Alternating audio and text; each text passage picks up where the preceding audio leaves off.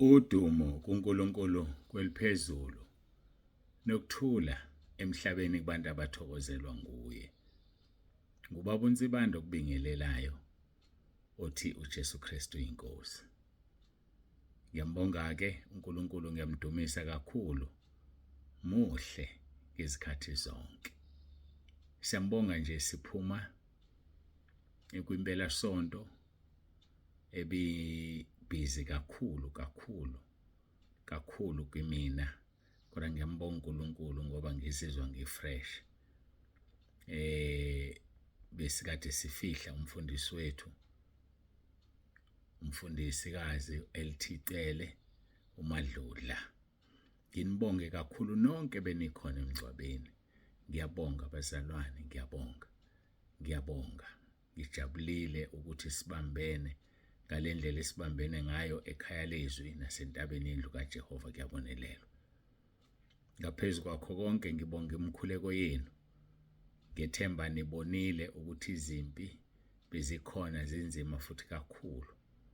Hayi, bezikhona izimpi, kodwa-ke ngeke ngikwazi ukuthi ngixoxe ngazo la. Kodwa ngibonga imikhuleko yenu ngoba nibambile kumoya nakukhuleka. Okwenzekile, it could have been worse. Kodwa ngiyambonga uNkulunkulu kakhulu, ngiyambonga, ngiyamdumisa. Ngokuvuma kwenkosi kufanele ngingene ngikhuleke, ngimbonge ukuthi uphendulile imikhuleko. Ngibonge kakhulu ukuqhamuka abantu ebengabalindele, abantu base-Centurion bebekhona, Maritzburg ikhona, Tugela Ferry, indawo eziningi ongeke uziqede. Angifuni ukuqhubeka ngizibale. Ngiyabonga bazalwane, ngiyabonga. Ngixolise ukuthi angikwazanga ukuxoxa nani nonke. Niyangazi-ke ngithande makuphuma inkonzo ngihambe ngini-check-a. Bengithi ngizokwenza ngithi ngicabanga ukuthi bazothola omunye umfundisi emathuneni. Hayi, bangibambele eduze nalaphaya. Kwalibaleka ngaze ngafika ekhaya after 7 ntambama. Abanye benu bese befikile. Kodwa-ke sibonga uNkulunkulu osipha amandla osiqinisayo. Ngiyabonga ukuthi niyalalela. Ngiyabonga kakhulu. Sekukhona le umthonsiyane embalwa ethumela ama-VN. Ngiyabonga ukuthi niyalalela. Awazange ngigqilaza ama-message impela sonto ekubeni umsebenzi ubumningi. Ngiyabonga ngendlela emangalisayo. uNkulunkulu akubusise, uNkulunkulu akubiyele nomndeni wakho ukuthi uyalalela izwi likaNkulunkulu. Ngicabanga ukuthi-ke asiqhubeke nenkonzo yethu. Ngicela abantu baqhubeke bese bebhalisela inkonzo zabasha. Inkonzo zabasha seziseduze. Yenzani sibe sibona isithombe bazalwane, sibone ukuthi bangakabezayo ngokuthi ureport. Kodwa-ke uma ungaphumeleli uyophumelela ngokuzayo, ngeke sisho lutho. Kodwa abazazi ukuthi bayeza, ngiyacela bazalwane basho. Njengamanje mangaphazami bawu-10 kuphela abasashilo ukuthi bayeza, only 10. Ngiyazi ukuthi-ke abantu bayabathanda ukusho sekuseduze, kodwa siyacela. Ngicabanga ukuthi akukho engikushiyayo. Sibonge kakhulu nabebekhona enkonzweni yombhabhadiso. Siyambonga uNkulunkulu kakhulu abebekhona bezobhabhadiswa, nabakhombisa ukukhula kumoya, abathema bebona ukuthi abalungile bakhansela ngezathu zabo. Siyambonga uNkulunkulu kakhulu. Ngikhulekela nje ukuthi uNkulunkulu abagcine laba abasuka kude. Iningi labo elafika ngomgqibelo belingeke likwazi ukubuyela emva kwenkonzo. Sivuke ekuseni namhlanje sababeka kwi-public transport abazohamba ngayo ngokuhlukana kwabo. Ngikhulekela nje ukuthi uNkulunkulu abagcine, abalondoloze, bafike bephephile emakhaya nemindeni yabo iphephile ngokunjalo. Sibakhumbule emkhulekweni yethu. Ngiyacela ukuthi-ke sikhuleke singene ezwini la namhlanje. uJesu Kristu inkosi.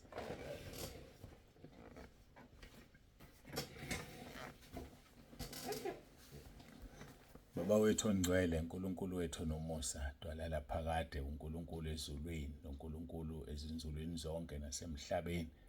Siyabonga ukusigcina impela sonto yonke nezinkonzo zonke besinazo. Sinika wena udumo nokuphepha kwabantwana bakho bebuyele emuva nangesikhathi beza. Siyabonga. Singakubonga ngani? Phela funa sinikele uqobo lwethu kuwena.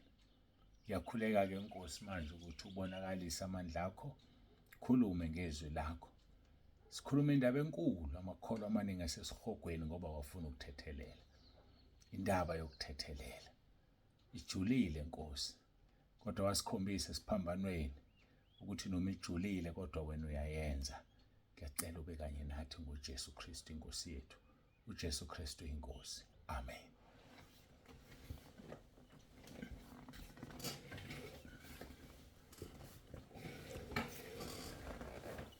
Siyambonga-ke muhle uNkulunkulu wethu. Asifundeni izwi lenkosi abasePhilippi chapter 2 verse 9 kuya ku-11. Ngalokho-ke uNkulunkulu wamphakamisa kakhulu, wamnika igama eliphezulu amagama onke, ukuze kuthi ngegama likaJesu amadolonga aguqe, awabasezulwini nawabasemhlabeni nawabangaphansi komhlaba. Verse 11. Nezilimi zonke zivume ngokuthi uJesu Kristu inkosi, kube inkazimulo kuNkulunkulu yise. Bazalwane, angazi uma niyabulalela yini ubufakazi. Abomnandi masebuqhamuka ku-YouTube, abomnandi masebuqhamuka ku-YouTube ngoba kungena obunye kungena obunye. Hayi bomnandi bazalwane masebuqhamuka ku-YouTube, ngiyakuhlebela nje. Bomnandi ngendlela emangalisayo. Mina ngiyafisa nje ukuthi uNkulunkulu asisize, sibusebenzele, sikhule ngabo, buyakhulisa. Uma uzwa amandla wenziwa igama likaJesu, livusa abafile, livusa abaqulekile, livusa abakwikhoma, mabethi uJesu Kristu inkosi. Abanye bawuthathe lo mthandazo abaseRoma 10 verse 9, bawubeke endlebeni yogulayo asinde aphile eqinqo. Ayisikhonza omunye uNkulunkulu wona. Ayisikhonza omunye, siyambonga, siyamdumisa. Izinto azenzayo ziyamangalisa, zikhombisa khona impela lezi zinto azenzayo ukuthi ushilo uJesu ehamba. Wathi imisebenzi engiyenzayo nemkhulu kunayo niyoyenza ngokuba ngiya kuBaba. Hayi siyambonga uNkulunkulu wethu, siyambonga ngendlela emangalisayo. Ucabange nje a simple prayer, Romans 10:9. Mawuvuma ngomlomo wakho ukholwa, ususindisiwe, usuphilisiwe. Ngihlekisa ukuthi uNkulunkulu uyisimanga. Leli vesi kade laziwa, kade lalotshwe eBhayibhelini, kodwa uzolembula ngalezi ikhathi ngoba kuthanda yena. Azosambulela entabeni yendlu kaJehova kuyabonelelwa, azosambulela ekhaya lezwi. Ngikhumbula engibiza engitshela ukuthi uma umuntu esindiswa ngomthandazi isizwe, Romans 10:9, ngayinikwa lento le ngiqala. Angakekho nje ongathi wamuliswa mina uJesu ngelinye izwi noma ngowami umkhuleko uphuma ekhanda lami, kodwa uRomans 10:9 ngawunikwa ngaleso sikhathi.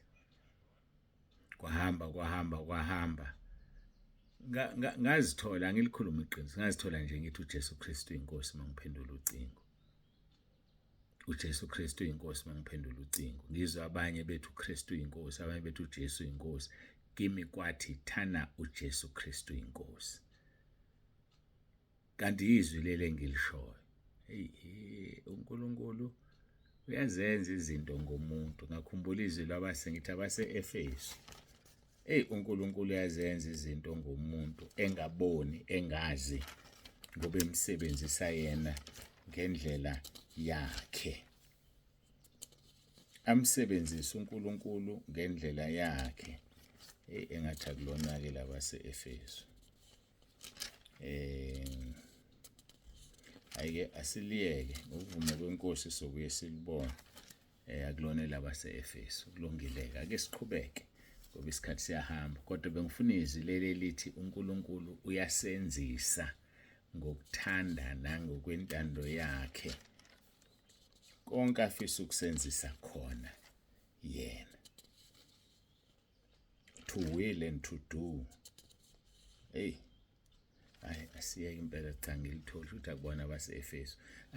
Ake siye lapha yana-ke sikhuluma ngokuthethelela ku-1 Peter chapter 3 siqala ku-verse 14 sigijime. Kepha noma nihlupheka ngenxa yokulunga nibusisiwe ningesabi ukwesabisa kwabo ningakhathazeki.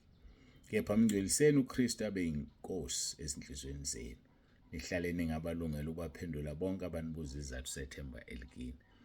uKristu makabe yinkosi ezinhlizweni zenu. Uma engena inkosi uKristu enhlizweni yakhe awukwazi ukusho leli gama ukuthi uJesu Kristu inkosi. Yazi ukuthi uNkulunkulu uyambulile lento. So singakhathazeki ngalabo abantu abalwa negama elithi uJesu Kristu inkosi ngoba akayena inkosi uKristu enhlizweni zabo. Lithi mngcweliseni uKristu abe yinkosi ezinhlizweni zenu. Ukumngcwelisa uKristu kukuzingcwelisa wena ngoba yena akahlala endaweni engcolile. Yenza inhliziyo yakhe ibe ngcwele, vuma izono zihlanze, by so doing ungcwelisa uKristu. Umenza inkosi enhlizweni yakho. Ngesikhathi eseyinkosi enhlizweni yakho luzozenzekela ulimi luthi uJesu Kristu inkosi. Yiyo lento ebengisho.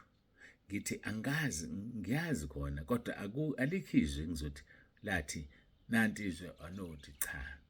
Ngazithola nje mangiphendula ucingo ngithi uJesu Kristu inkosi. Kwaqhubeka ngawagoqisa amadimoni.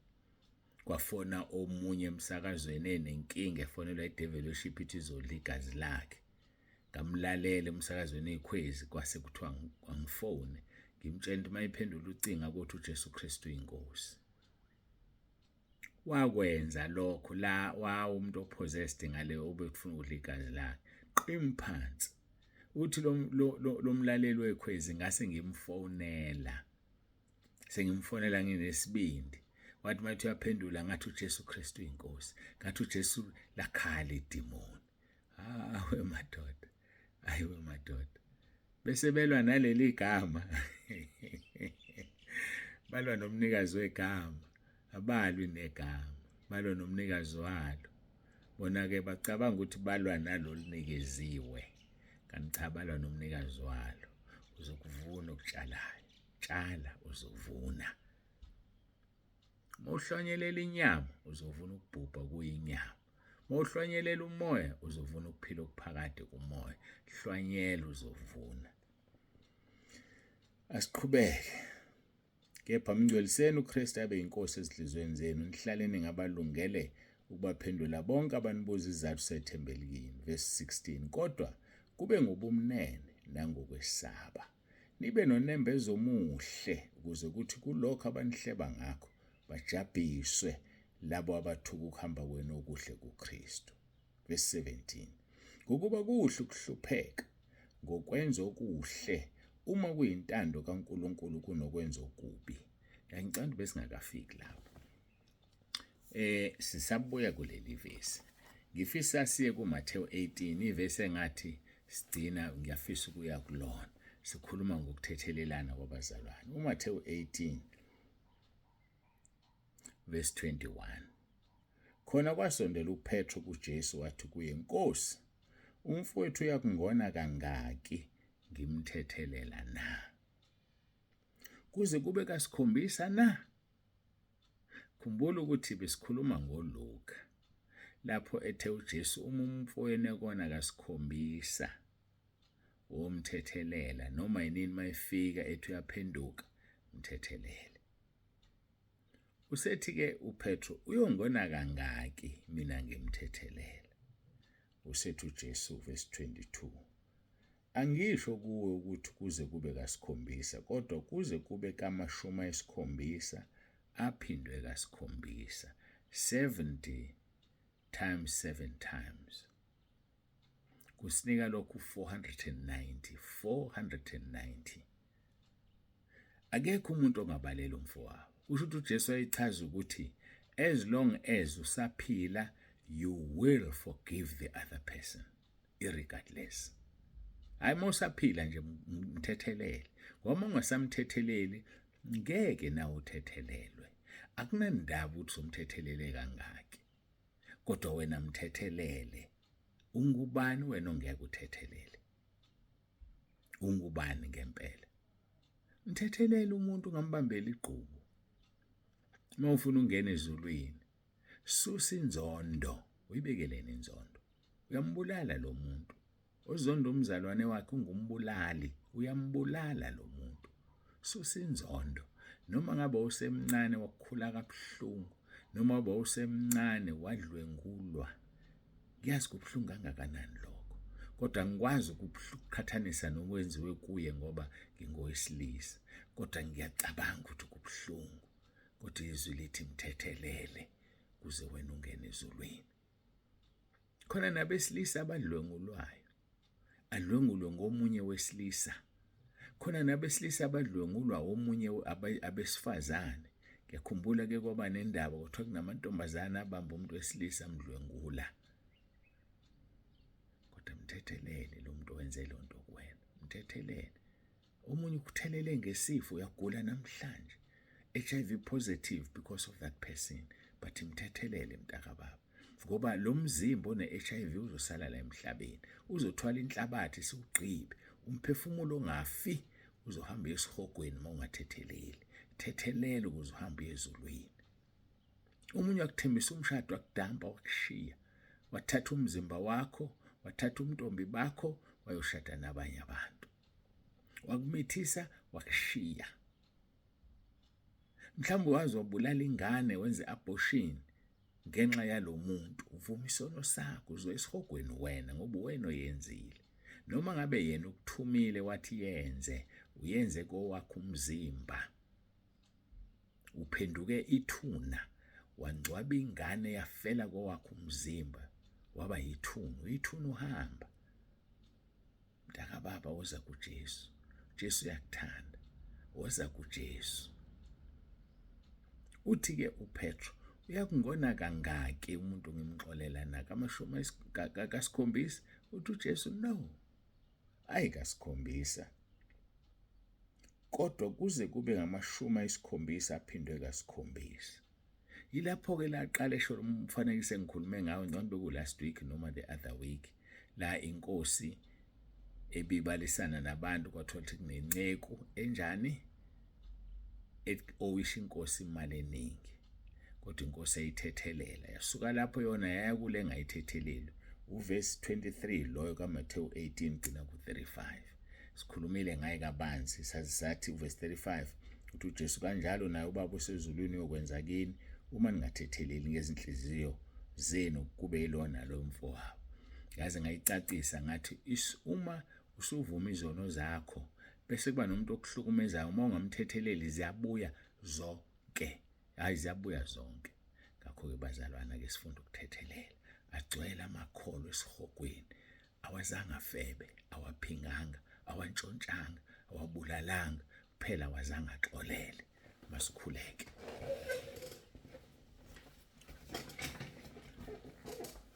uNkulunkulu wethu onomusa siyabonga, siyathoba, siyabonga. uNkulunkulu uyasithanda, ufuna singene ezulwini. Usitshela zonke izinto ezenza umuntu angangeni ezulwini. Busisa lenkonzo, busise bonke abalalele, balizwe balenze izwi lakho kuJesu Kristu inkosi yethu ephilayo. uJesu Kristu uyinkosi. Amen.